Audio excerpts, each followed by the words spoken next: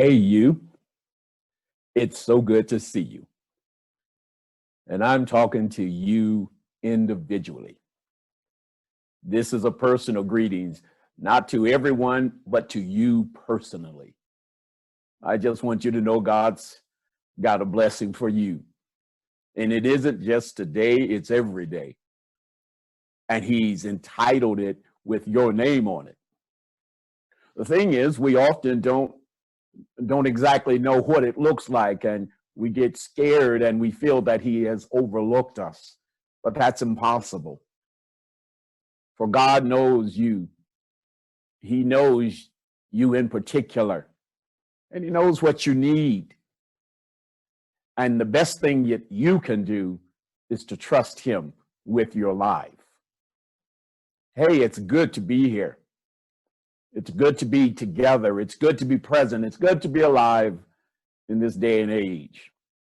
I greet all of you, those of you who are close by, we greet you this morning. Those of you who are across the state lines, we greet you. And we just want you to know that I'm just tickled that you would tune in with us this morning. But I do want you to know that I'm talking to you individually, that God loves you. These last few weeks, we have been moving through a short series that I entitled Doorways, Cross, Roads, and today, Horizon. Because I believe that in this period of time, that the church needs to be a welcoming place. And not just so you can have people on your road. That's not what I'm saying in welcoming. But it needs to be a place where people can find renewed hope and acceptance and love and support and partnership as you help them do life. That's why you want to be a doorway. And we do this as a church, again, not so we can have added numbers, which is fine, but we believe in the cross.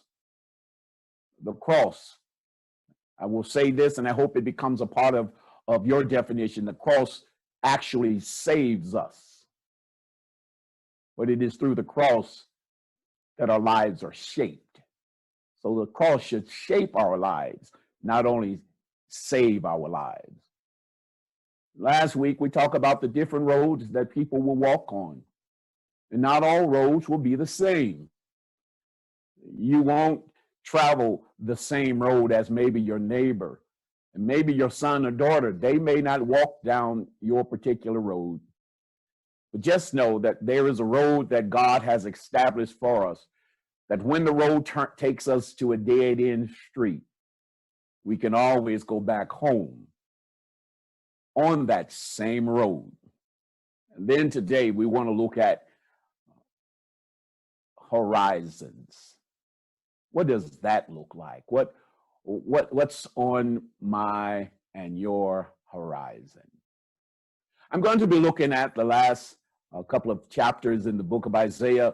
Those of you who have journeyed with us on Wednesday nights, we have concluded the study of Isaiah after 12 weeks. So I thought it would be fitting that I would close out from Isaiah. And today's text comes from Isaiah chapter 60, verses 1 and 2. And I just want you to hear those words. It says, "Arise, shine, for your light has come, and the glory of the Lord rises upon you. See, darkness covers the earth, and thick darkness is over all the people. But hear this, but the Lord rises upon you, and His glory appears, over you." Rise is what Isaiah says to us. This isn't a time to be down. There is a time in your life where you can actually stand and breathe and feel a sense of newness. Prepare for a new chapter seems to be the writer Isaiah saying to Israel. He's telling them that their pain and their suffering has ended. It's time for them to get up and feel God's new ray of sunshine beaming on their life. He tells them, arise and shine. Don't just get up, but shine in the radiance of God's Spirit.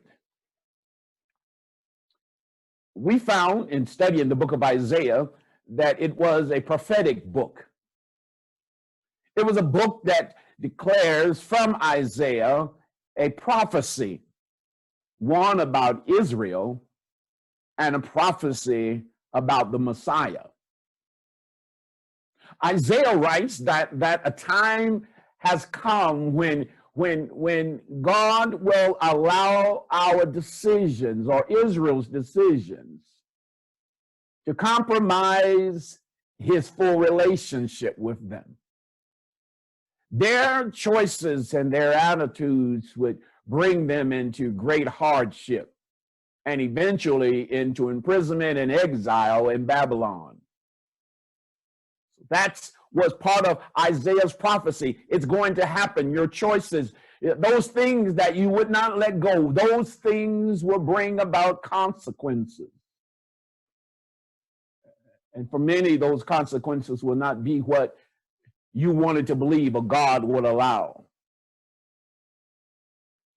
But Isaiah writes after that period, there will be a great day, there will be a great return back to Jerusalem. And they would move from hardship to honor. Wow. Look at verse 18 real quick. Verse 18 in Isaiah 60, it says, no longer will violence be heard in your land, nor ruin or destruction within your borders.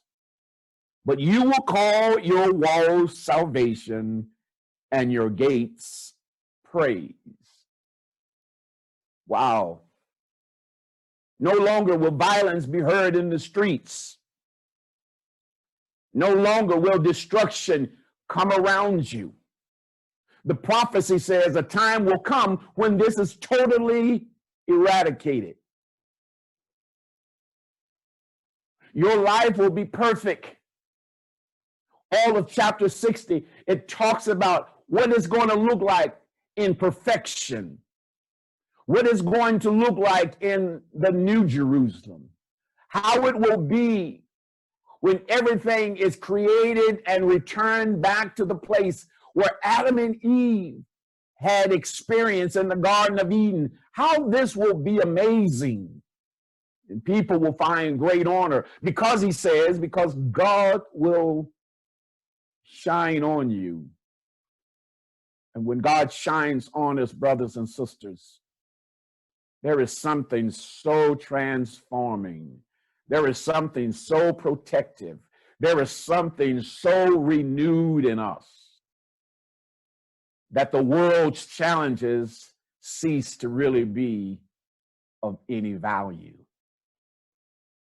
So Isaiah declares this, and he's telling the people who are returning back from exile, yes, you're going home, and that's going to be a good thing.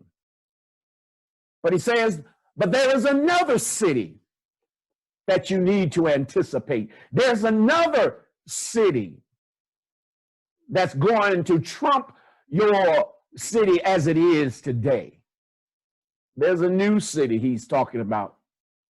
And this is the city that God has given or extended to everyone who would believe in to his son, that there is a place on the horizon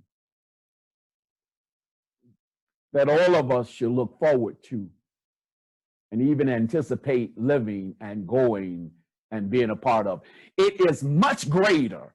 It is beyond our highest dreams. Even some of you may have things going well right now. He's saying there's a city that's coming that you won't have any imagination of its greatness, of its justice, of its equity, of its amount of resilient love, of its friendship, of its community. He says, this is the city that's also coming for those who will anticipate and wait for it as a promise of Christ. Would you turn a minute? I want to show you how Isaiah is secondly recorded in Revelation by John. Revelation 21, verse 23. If you turn there real quick, Revelation 21, 23. John, the beloved of Christ, he writes in his book about this great city. He says, the city, in verse 23 of chapter 21, the city does not need the sun or the moon to shine on it, for the glory of God gives it light, and the Lamb is its lamp. The nations will walk by its light, and the kings of the earth will bring their splendor into it. On no day will its gates ever be shut, for there will be no night there. The glory and the honor of the nations will be brought into it. Nothing impure, check this out, nothing impure will ever enter it, nor will anyone who does what is shameful or deceitful, but only those whose names are written in the Lamb's book of life. Wow, that's the city. Wouldn't you all like to live in that neighborhood? Wouldn't you all want to be in that type of community? Well, God says through Isaiah, and here repeated from John, that there is a city that's coming, and it will have perfection at its best. When I think about this, and I just wanted to propose this to you, wouldn't you like your life to be rid of the challenges of the day? Would you love a life that doesn't include struggle? Wouldn't you love to be part of a life where there is no more COVID? There is no cancer. There is no racism. There is no hatred. There's no competition. Wouldn't you like a life where you and your spouse always said good things to each other? And your children would be an example of family unity. Wouldn't that be a life worth having? Well, that's what Isaiah says to Israel. Not only has God restored you today, but God is going to restore you to a life beyond today. God is going to give you more than you could ever ask or imagine. Look at verse 20. This is my primary verse in Isaiah 60 that I like to throw at you. Isaiah chapter 60, verse 20, it says, in that life, in that place, verse 20 says, your sun will never set again, and your moon will wane no more. I want to say that again. Your sun will never set again, and your moon will wane no more. Somebody who's listening to me today is saying, David, can you give me that now? Can I get to the place and to the point that my life it stops the up and down roller coaster? Is there anybody listening to me? Is there somebody is asking and wanting to know God? I hear church people say, trust God and everything will be all right. Well, my all rights are few and far apart. David, I've been addicted to this drug for so long that it doesn't feel like I can ever get off of it. It feels like the marriage that I'm in is so tumultuous that I don't know if I'll ever be happy again. It feels like I'll never, ever have the money that I dreamed of. I'm always $2 short. Why is the church telling people, come be with us? We welcome you through open doors, that the cross is a place of hope and it can change and shape your life. When will y'all tell me something more than just these quick phrases? Well, I believe verse 20, that there's a time that will come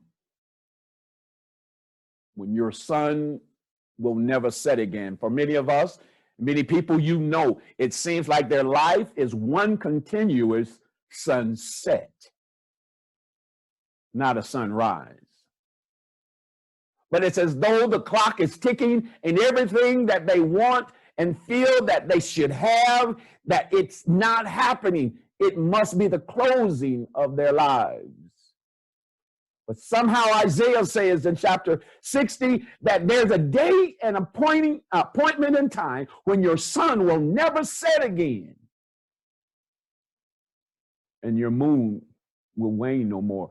And your moon will stop growing smaller and smaller. I get up every morning so I can watch the moon on its days and through its phases. But let me tell you something about where your sun will never set again. Why we need to be a church. We need to be a people who believe that there is a place that's coming for all of us, that there's a moment in time that's going to happen. When it happens, we will be the way we so chose or wanted to be. I want to talk about the horizon real quick. A horizon. I don't know the last time you've gone out to see the horizon around you, but it's a beautiful sight. I drove up to Horsetooth on yesterday and went up to the reservoir and I looked over Fort Collins. I looked over Loveland and I could see the beauty of those two cities right against each other. But what was even more breathtaking was the horizon. As far as I could see to the end and the beginning of the horizon that sits around you at that position. And I began to make and identify certain buildings and certain places by where they sat on the horizon. I want to tell you something. I don't believe many of you are aware that I have a private pilot's license. I got it some years ago. I always wanted to fly. I just believe that I in my other life probably was a pilot who chased the Red Baron around. I don't know. I just love life. I just love everything about a plane. I went ahead and went through the phases of ground school and then flying. And I was able to prove to the FAA that I was worthy to fly a plane. They granted me my license. But I remember when I got my license and I had my very first solo flight. I was told that I needed to fly to Lyman, Colorado. And then I needed to fly to another little town in Colorado called Akron, Colorado. And then I needed to fly back to Denver alone. I was excited. So I got in my plane and I started her up and I took off and I set my headings. I set all of my little murals that we have to set. I set them for where my heading should be. That should take me to to Lyman, and then to Akron. But on my way, I made it safely to Lyman, and I landed and checked in, did what I was supposed to do. Then I had to fly on to Akron. But on my way to Akron, my clock that I'm watching to tell me what time I should arrive in Akron, the number came up and I was still in the air. And I got a little nervous because I'm flying and I know how much fuel I have, and I should have been in Akron by then. So I had to make a decision. I called out air traffic control. I identified myself and I told air traffic control that who I was and where I was headed, and I needed to know what to do. And air traffic control came back in my headset and they said, they identified my tail number on my plane and says, you are so many degrees off that you'll never ever cross Akron. And so they told me to reset your dial. And they gave me a radius. They gave me a number. And they said, follow that number and watch the horizon. And it should get you to Akron. So I changed my dial, turned my plane, watched the horizon, and I made it to Akron. I landed, got signed off, and headed from there to Denver. When I got to Denver, I remember one of my instructors says, hey, David, what took you so long? And I said, everything was going well. I had a course set. But while I was flying, the wind came along. And I didn't make the adjustments for the wind. And you know, I thought I was headed for one place, but when the winds came, it moved my plane. Even though it was just a few degrees, it was enough to move me off of where I was headed. I realized something.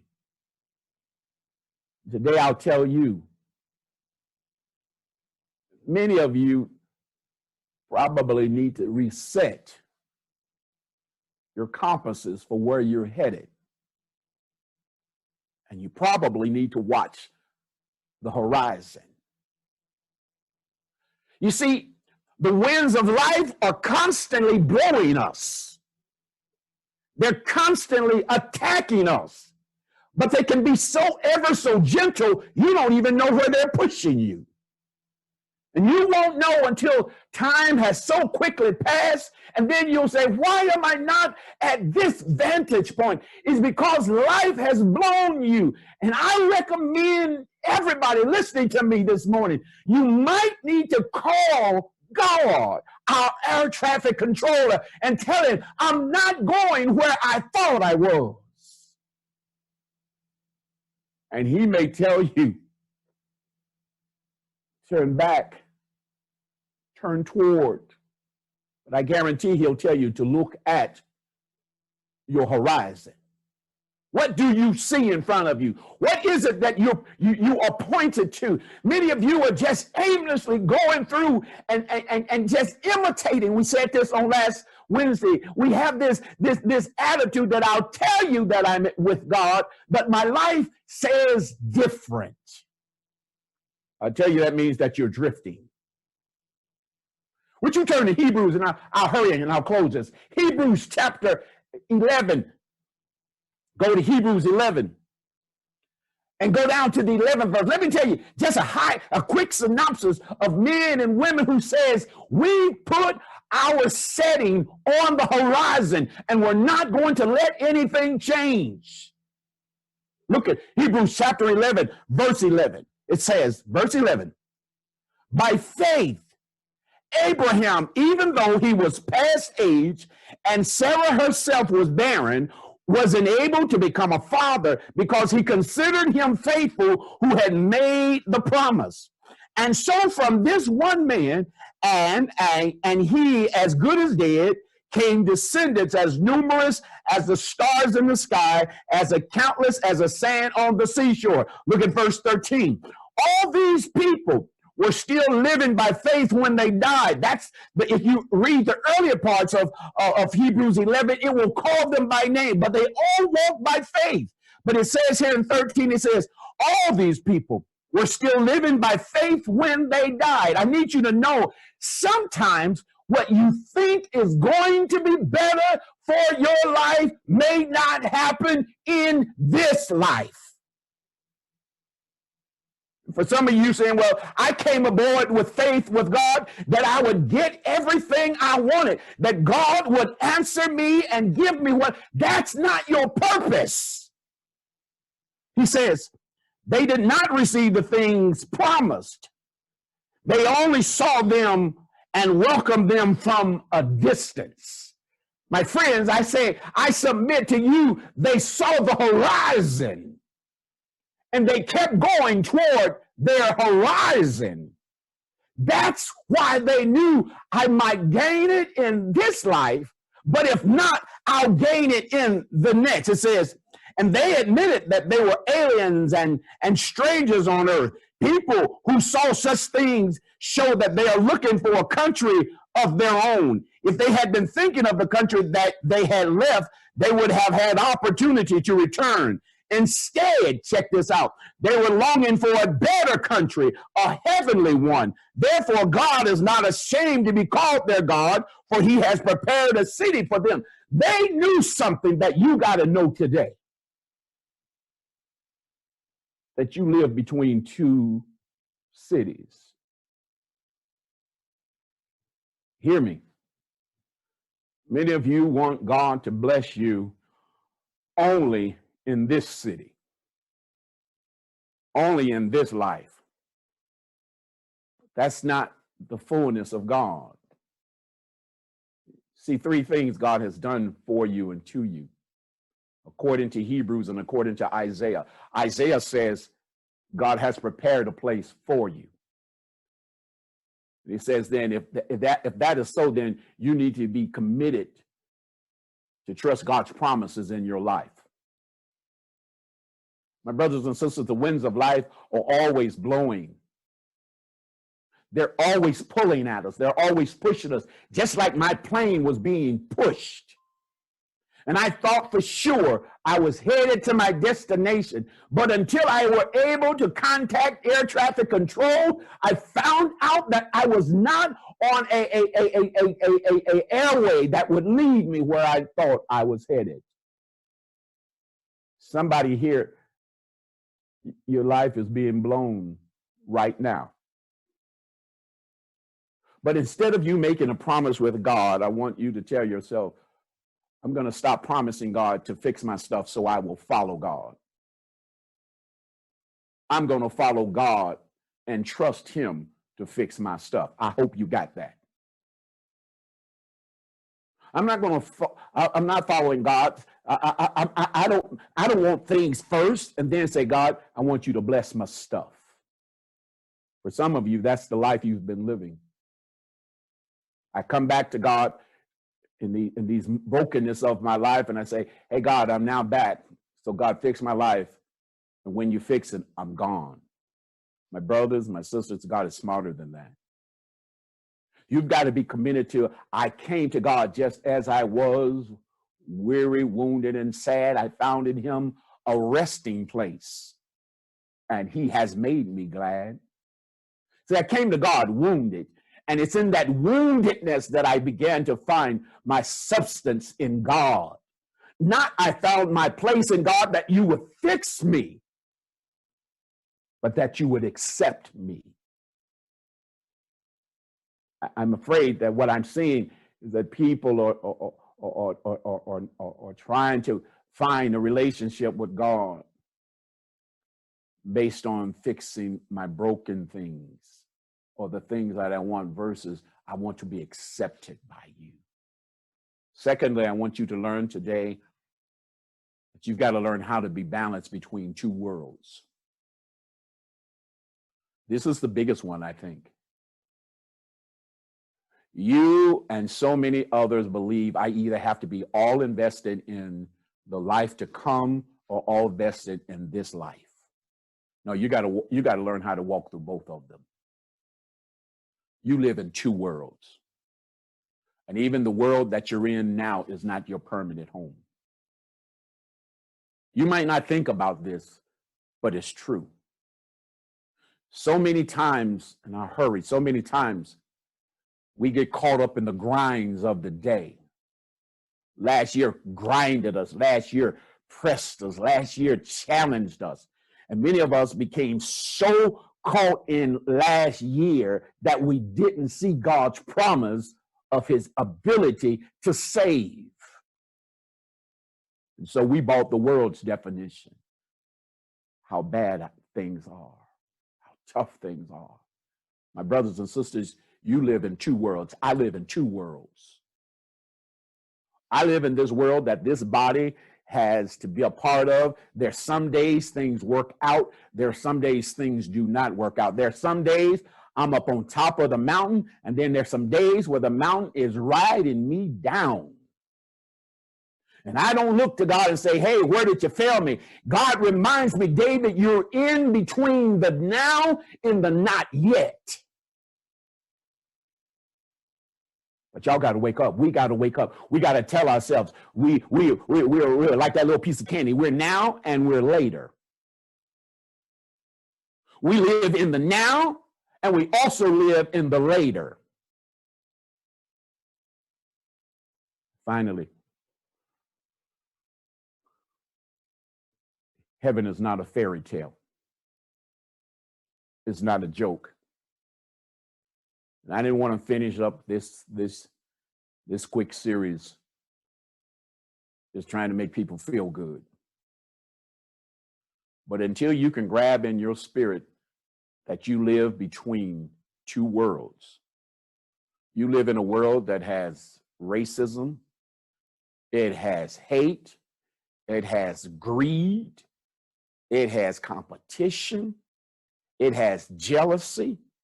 And anybody who will tell you that they are perfectly absolved from all of that is lying. Because the cross, what the cross does, the cross bridges us from a broken world to a world that Isaiah describes. And the thing is, we've got to learn to live between the two. Then how then shall we do this, Pastor? How then can we do this?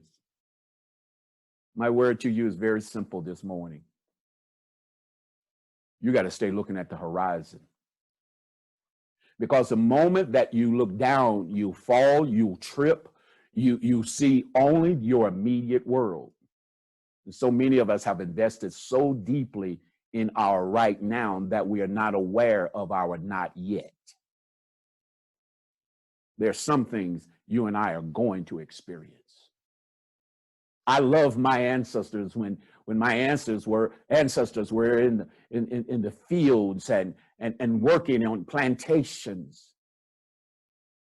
But they might write a song where it says, one glad morning when this life is over, I'll fly away to a land on God's celestial shore.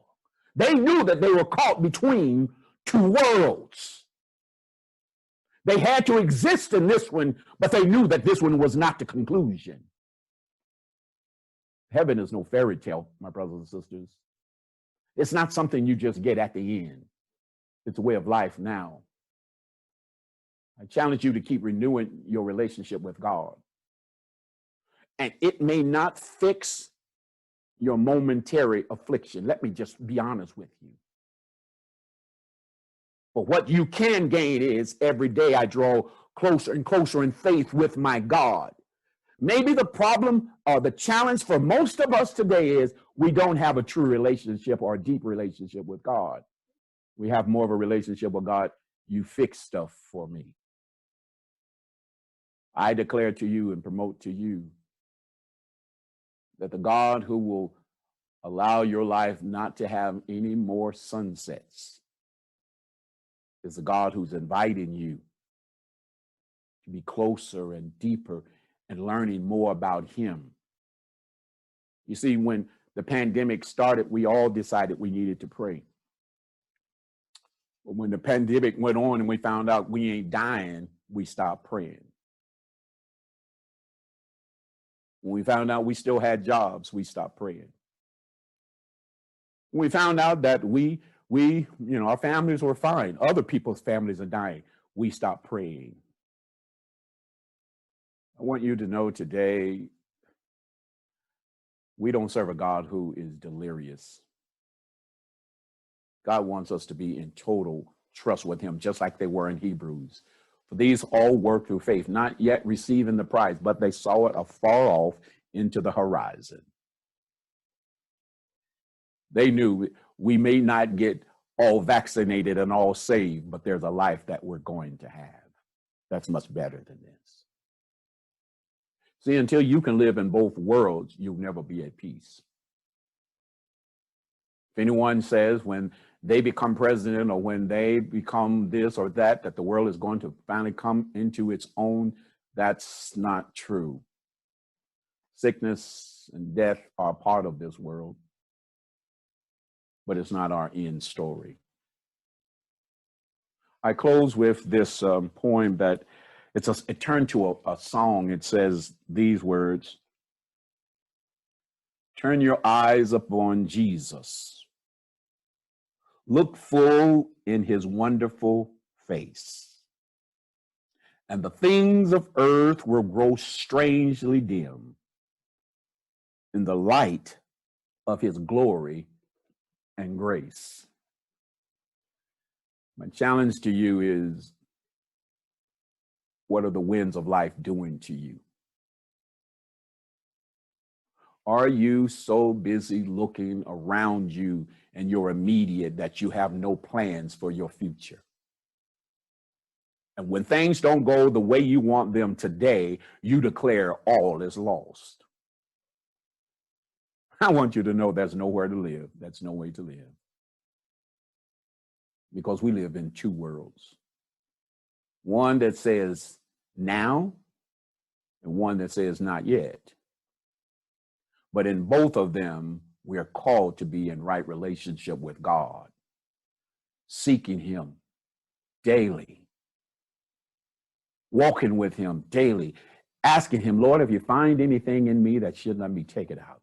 I'm not asking for anything. I just want to walk with you. And so, my brothers, he says in verse 20, your sun will never set again, and your moon will wane no more.